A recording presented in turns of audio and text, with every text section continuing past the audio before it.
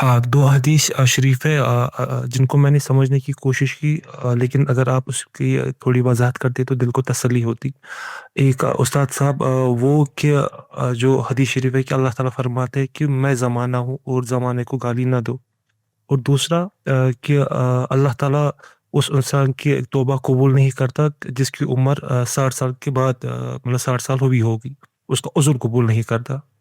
तो अपने लिहाज़ से तो इसको समझने की कोशिश की, लेकिन अगर आप इसकी थोड़ी वज़ाहत कर देते तो ज़्यादा बेहतर रहता हमारे लिए। ये दोनों रवायतें कोई बहुत मुहकम रवायतें नहीं हैं, लेकिन मैं समझा देता हूँ।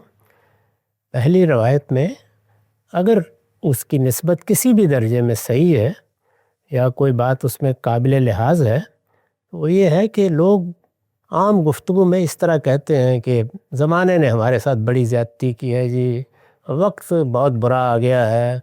हम तो ये देखते हैं जैसे हमारे शायर गर्दिश अफलाक को दुश्नाम का हदफ बनाते हैं, तो उसके बारे में ग़ालिबन ये तंबीह की गई होगी, अगर की गई कि ये तो अल्लाह ताला की तरफ से सब हो रहा होता है, ज़माना कुछ नहीं करता।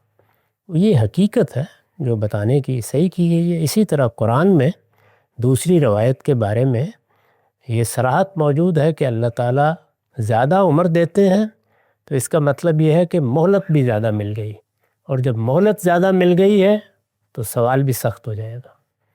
तो ये पहलू है जो उसमें बयान किया गया है। ताहम इन पर ज़्यादा वक्त सर्फ करने की बजाय आप कुरान मजीद पढ़िए, वही रवायात मौजू बननी चाहिए जो बहुत मुहकम तरीके पर नकल हुई हैं। उनको समझने समझाने में भी कोई फ़ायदा है। ये इसी तरह की चीज़ें हैं, हमारे यहाँ नकल होती रहती हैं।